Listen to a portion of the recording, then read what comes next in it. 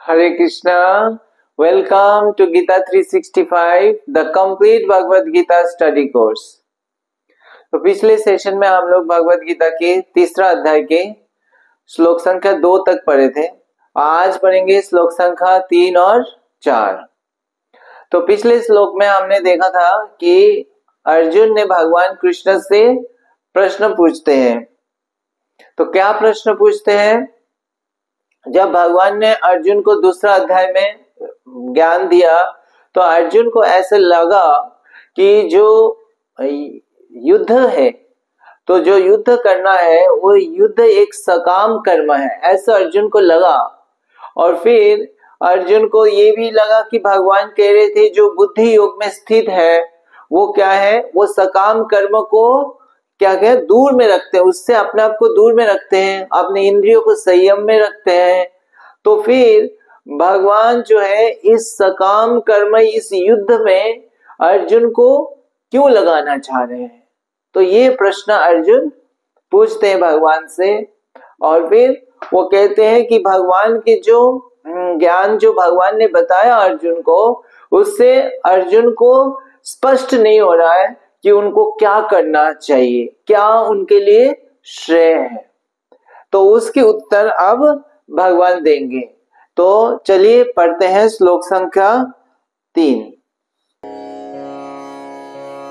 श्री भगवान उवाच लोकेऽस्मिन् द्विविधा निष्ठा पुरा प्रोक्ता मया नघा ज्ञान योगेन सांख्याना कर्म योगेन योगिना। अनुवाद। श्री भगवान ने कहा, हे निष्पाप अर्जुन, मैं पहले ही बता चुका हूं कि आत्म साक्षात्कार का प्रयत्न करने वाले 2 प्रकार के पुरुष होते हैं।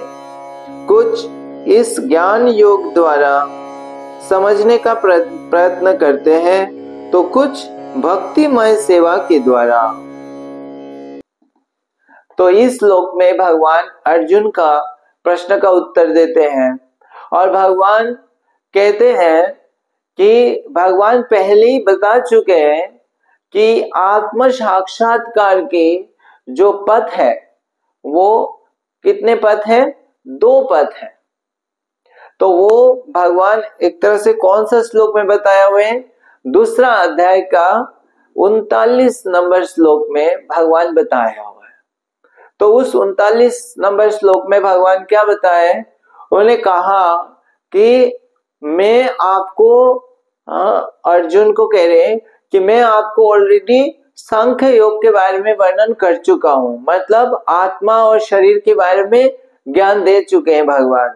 और फिर भगवान कह रहे हैं कि अब मैं आपको कैसे बुद्धि योग में स्थित होकर कर्म करना चाहिए उसके बारे में बताता हूं, और उसके द्वारा आप कर्म के बंधन से मुक्त हो जाओगे। तो भगवान उस श्लोक में भगवान एक तरह से 2 पथ के बारे में बताते हैं। एक तो सांख्य योग, तो जिसे इस श्लोक में अभी जो हम पढ़ रहे हैं उसमें भगवान ये कह रहे हैं कि 2 पथ है।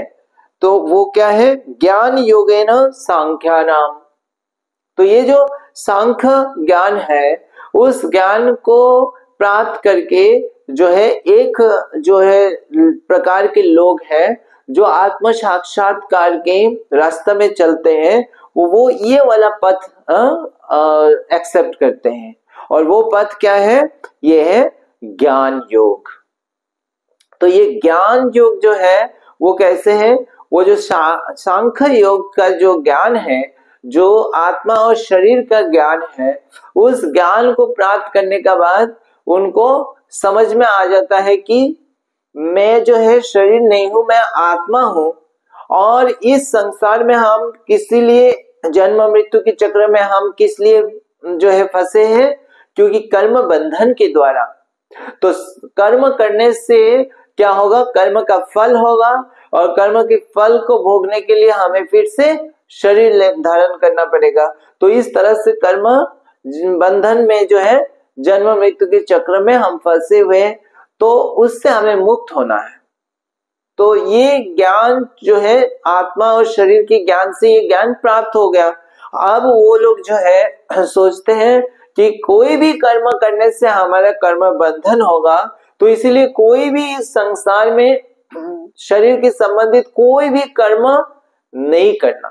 तो वो कर्म को एक तरह से त्याग देते हैं और वो क्या करते हैं, फिर उस ज्ञान को ही क्या करते रहते हैं, चर्चा करते रहते हैं और जिसे स्पेकुलेशन करते रहते हैं कि हम शरीर नहीं, हम आत्मा है। तो आत्मा और शरीर की विश्लेषण में ही वो अपना समय लगाते हैं और इस तरह से वो धीरे धीरे क्या है, कर्म बंधन से मुक्त होने का और शुद्ध होने का प्रयास करते हैं। तो ये है पथ जो है, इस पथ को कहते हैं ज्ञान योग। और फिर दूसरा भगवान कह रहे हैं कर्म योगेन योगिनाम, और दूसरा पद क्या है, जो कर्म योग है। तो ये जो योग है ये क्या है, ये भी ये जो सांख्य योग, ये जो जिनको समझ में आ गया कि हम शरीर नहीं हम आत्मा है, तो उनको साथ साथ ये भी समझ में आ जाता है कि हम भगवान के अंश हैं। तो वो फिर ये जो कर्म योग जो है वो क्या करते हैं, वो फिर भगवान की सेवा में लग जाते हैं और वो भी कर्म से मुक्त होना चाहते हैं।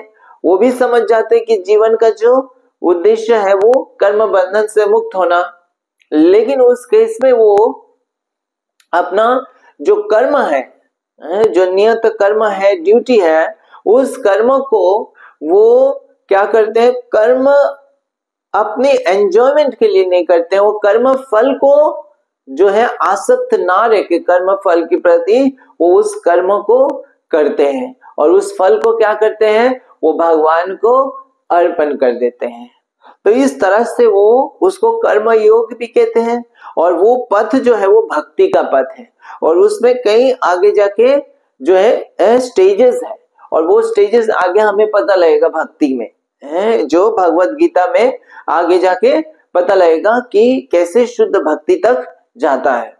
तो जो है मोटा मोटा क्या है कि दो पथ है यहाँ पे भगवान कह रहे हैं। तो एक है ज्ञान योग का पथ है और एक है जो भक्ति योग का पथ है जिसका शुरुआत कर्म से होता है। तो क्लियर है। तो भगवान यहाँ पे कह रहे हैं ये दो पथ है। अब तात्पर्य में श्रील प्रभुपाद समझाते हैं कि ये जो दो पथ है, ये दोनों पथ क्या है, आपस में इंटर रिलेटेड है। तो कुछ लोग ज्ञान के रास्ते में जाते हैं, ज्ञान योग के रास्ते में, और कुछ लोग भक्ति योग के रास्ते में जाते हैं, लेकिन दोनों ही क्या है, इंटर रिलेटेड है। तो कैसे इंटर रिलेटेड है, तो पहले तो दोनों ही जो है एक बेसिक जो ज्ञान है, जो आध्यात्मिक ज्ञान जो है वो क्या, हम आत्मा है, हम ये शरीर नश्वर है, हम शाश्वत है, इस ज्ञान के ऊपर निर्भर करके ये दोनों पथ चलता है। तो ये इसीलिए भगवान गीता में सबसे पहले आत्मा का ज्ञान दिया। तो उस ज्ञान ये मान के चलिए कि सब हम बद्ध जीव है और जैसे हमें ये सांख्य योग का या आत्मा का ज्ञान प्राप्त होता है, हमें आध्यात्मिक जीवन का बारे में पता चलता है। तो आत्म साक्षात्कार के लिए फिर पहला ये एक जो पथ है वो ज्ञान का हो गया, जिसमें वो कर्म को ही त्याग देते हैं, और दूसरा है क्या, जो कर्म का फल को त्याग देते हैं और वो भगवान के लिए कर्म करते हैं, और यहाँ पे वो कर्म करते नहीं है। तो इस पथ में, ज्ञान के पथ में वो क्या करते हैं, वो कर्म ना करके वो शुद्ध होने का प्रयास करते हैं, और जैसे जैसे शुद्ध होते जाते हैं तो फिर उनको समझ में आता है कि अल्टीमेटली हमें भगवान की सेवा करना, फिर अल्टीमेट लक्ष्य भगवान की सेवा करना। तो वो फिर भगवान की सेवा में या कृष्ण भक्ति में लगते हैं। और जो भक्ति का रास्ता में है, वो जैसे ही वो कर्म भगवान के लिए करते रहते हैं तो अपने आप वो शुद्ध होने लगते हैं, और फिर वो भगवान की सेवा में ऑलरेडी लगा हुआ है और वो फिर शुद्ध होते रहते हैं। और उनको भी ज्ञान का जो है ऑलरेडी उनको वो कार्य जो है वो कर्म जो है वो अज्ञानता से नहीं करते हैं, वो ज्ञान पर रह के करते हैं कि हम ये शरीर नहीं है, ये आत्मा है और भगवान के हम सेवक हैं। उस ज्ञान के ऊपर रह के वो कार्य को करते हैं, भगवान के लिए कार्य करते हैं। इसीलिए उनको भी ज्ञान होना आवश्यक है और जो ज्ञानी है ज्ञान के मार्ग में उनको भी भगवान की सेवा करना आवश्यक है पूर्ण सफलता के लिए। तो इस तरह से वो अल्टीमेटली भगवान को प्राप्त करते हैं। तो इस तरह से दो पथ हैं। और फिर श्रील प्रभुपाद तात्पर्य में ये भी बताते हैं कि ये दोनों इंटररिलेटेड इस प्रकार है, जैसे बताते हैं कि philosophy without religion is mental speculation, कि केवल किसी के पास अगर ज्ञान है कि आत्मा और हम आत्मा है, शरीर नहीं है, लेकिन वो रिलीजन मतलब हम भगवान के लिए कुछ कार्य नहीं कर रहे हैं या कुछ अभ्यास नहीं कर रहे हैं, जैसे कोई जप नहीं कर रहे हैं, भगवान की आरती नहीं कर रहे हैं, भगवान के मंदिर का दर्शन नहीं कर रहे हैं। तो इस तरह से सिर्फ ज्ञान रखने से क्या है, ये सिर्फ फिलोसफी या मेंटल स्पेकुलेशन होएगा। और दूसरा तरफ जो है वो कहते हैं सिर्फ फिलोसफी जो है विदाउट फिलोसफी और सिर्फ जो है रिलीजन वो क्या है, सेंटिमेंटलिज्म। कि अगर मतलब क्या है कि अगर हम आरती कर रहे हैं और मंदिर जा रहे हैं और सब कुछ कर रहे हैं, लेकिन हमें पता ही नहीं है कि भगवान कौन है और हम जो है ये शरीर नहीं है, हम आत्मा है, भगवान के अंश है, तो हम सिर्फ उसको कर रहे हैं सिर्फ एज ए रिचुअल, एक नियम बना रखा है जो है हमारे वंश में चल रहा है, इसीलिए हम कर रहे हैं। तो उसकी पर्पस ना जान के हम अगर करेंगे तो वो क्या है, सेंटिमेंटलिज्म, वो भावुकता है। तो ये है प्रभुपाद कह रहे हैं कि रिलीजन विदाउट फिलोसफी, सिद्धांत को बिना जान के करने से वो जो है सेंटिमेंटलिज्म है। और अगर सिर्फ हम सिद्धांत को जानते रहे, समझते रहे, लेकिन हम भक्ति का कुछ पालन नहीं कर रहे हैं, कुछ नियमों का पालन नहीं कर रहे हैं, भक्ति का अभ्यास नहीं कर रहे, तो वो क्या है, वो सिर्फ शुष्क ज्ञान है। तो इसीलिए दोनों आवश्यक है कि हमारा सिद्धांत भी हो और हमारा जो है हमारा अभ्यास भी हो, भक्ति का कार्य भी हो। तो इस तरह से ये दोनों जो पथ है, भगवान कह रहे ये दो पथ हैं और दोनों ही वास्तव में जो है अल्टीमेट सेल्फ रियलाइजेशन या मुक्त, इस कर्म बंधन से, जन्म मृत्यु चक्र से मुक्त होने का ये दो रास्ता है। लेकिन अर्जुन के लिए अब कौन सा पथ सही है, तो ये भगवान आगे बताएंगे कि इस दो पथ में कौन सा पथ अर्जुन के लिए वास्तव में प्रैक्टिकल है या अर्जुन के लिए राइट है। अर्जुन की अपना स्थिति है, अपनी पोजीशन है, उसके हिसाब से उनको कौन सा रास्ता ग्रहण करना चाहिए, तो ये भगवान आगे बताएंगे। और तात्पर्य में श्रील प्रभुपाद हम सब के लिए भी बता रहे कि ये दोनों पथ में कौन सा पथ बेटर है, वो बता रहे हैं जो भक्ति युग का पथ है या जो कर्म युग से शुरू होता है जो पथ है, वो क्यों बेटर है, क्योंकि उसमें क्या है, शुद्धता की, योग्यता की जरूरत नहीं है कि हमें शुद्ध होना पड़ेगा तभी हम इसको शुरू कर सकते हैं।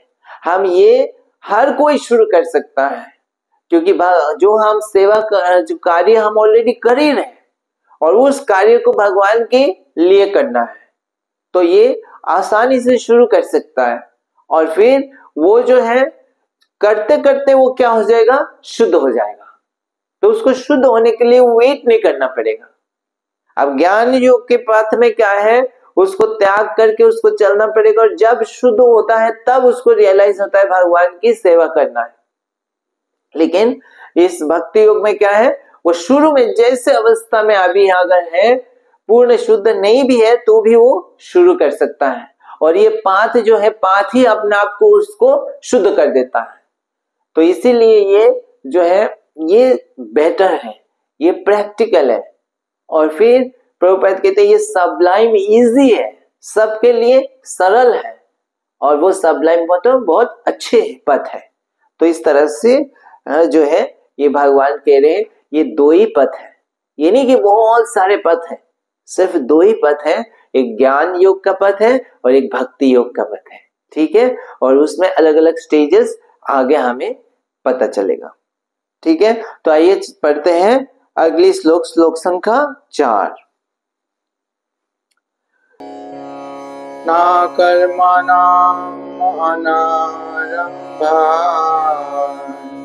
नैष्कर्म्यं पुरुषाश्नुते न च सन्नासनादेव सिद्धिं समाधिगच्छति।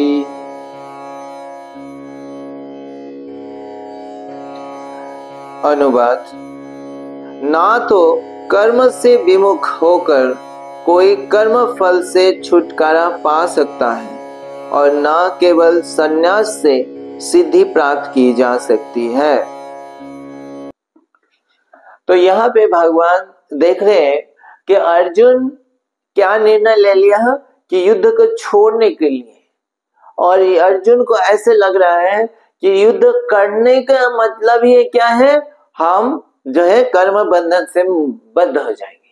युद्ध या कर्म का मतलब ही कर्म करने से क्या है, कर्म बंधन हो जाएगा, ऐसे अर्जुन को लग रहा है। और जो ज्ञानी लोग ऐसे सोचते हैं, ज्ञानी का भी पथ में ऐसे ही है कि कर्म करने से ही बंधन होएगा तो कर्मों को त्याग देते हैं। तो यहाँ पे भगवान कह रहे हैं कि कर्म जो है नहीं करने से, अगर कोई कर्मों को त्याग देता है, कर्म नहीं करता है, तो भी उसको केवल कर्म नहीं करने से वो कर्म फल से मुक्त नहीं हो सकता। कर्म फल से मुक्त होने का मतलब क्या है, उसको कर्म फल के प्रति आसक्ति, भौतिक आसक्ति से मुक्त होना पड़ेगा, उसको शुद्ध होना पड़ेगा। तो वो इंटरनल चीज है, उसको कर्म फल से मुक्त होने के लिए उसको इंटरनल प्यूरिफिकेशन वो आवश्यक है, नहीं इंटरनल मैटर है। लेकिन कर्म को त्याग करना ये क्या है, एक्सटर्नल है, ये बाह्यिक कार्य। तो केवल कर्म अगर उसने नहीं किया इसका मतलब ये नहीं कि वो शुद्ध हो गया। तो ये भगवान कह रहे हैं कि कर्म को सिर्फ त्याग देने से ये कोई भी कर लेगा।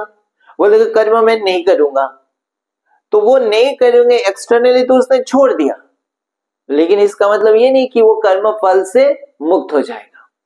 तो एक उदाहरण की ओर, जैसे मान लीजिए एक बैंक का एक मैनेजर है, वो उस बैंक में बैठ के कार्य कर रहा है, कुछ कर रहा है, ठीक है।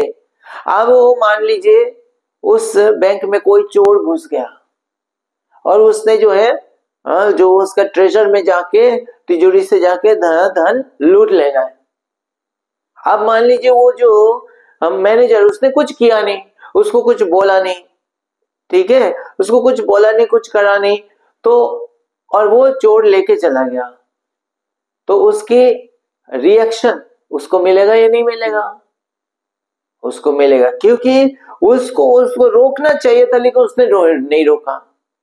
तो कर्म नहीं करने से भी वो कर्म फल से जो है बंधन हो सकता है। तो ये नहीं कि वो बोले मैं तो चोरी नहीं किया, ना तो मैंने चोर को कुछ बोला, ना तो मैंने कुछ भी किया, मैं तो बिल्कुल जो है कर्म, कुछ भी कर्म नहीं किया। कुछ भी कर्म नहीं करने से भी उसको कर्म फल हो सकता है।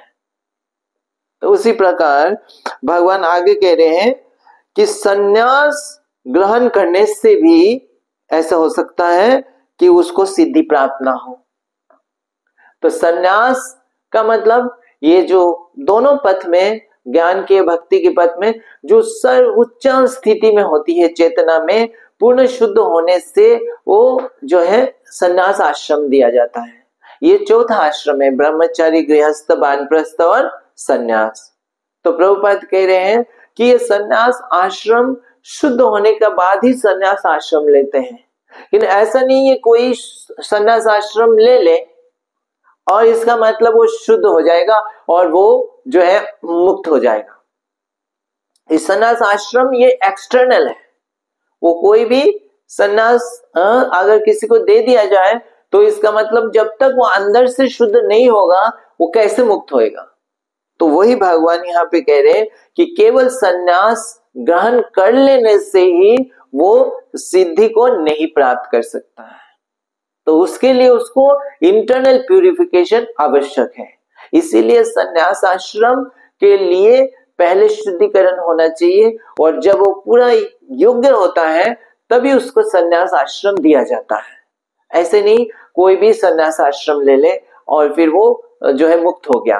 तो प्रभुपाद तात्पर्य में लिखते हैं कि कुछ लोग ऐसे बोलते हैं जो सन्यास हो ले लिया वो नारायण जी से समान हो गया, तो ये जो है भगवान इसको अप्रूव नहीं करते हैं। तो यही इस श्लोक में भगवान कह रहे हैं अर्जुन को कि तुम ये मत सोचो कि जस्ट तुम युद्ध नहीं करने से तुम कर्म बंधन से मुक्त हो जाओगे। कर्म बंधन से मुक्त होने के लिए तुम्हें रियली चेतना की शुद्धिकरण आवश्यक है। तो इसीलिए जो है केवल एक्सटर्नल से जो है तुम आसक्त मत हो, तुम जो असली चीज है उसको देखो कि मेन उद्देश्य क्या है मुक्त होने के लिए, कर्म बंधन से मुक्त होने के लिए वो शुद्ध चेतना वो जगाना है। तो वो कौन सा पाथ में तुम जाने से तुम चेतना में शुद्ध हो सकते हो, वो पाथ तुम्हारे लिए प्रैक्टिकल है और वो तुम्हारे लिए सही पाथ है। तो उसके बारे में फिर भगवान आगे बताएंगे। तो आज हम यहाँ पे विराम देते हैं, अगली सेशन में हम पढ़ेंगे श्लोक संख्या 5 और 6। तब तक आप वो दोनों श्लोक पढ़ के आइएगा। हरे कृष्णा। ग्रंथराज श्रीमद् भगवद गीता की जय। जगत गुरु श्रील प्रभुपाद की जय।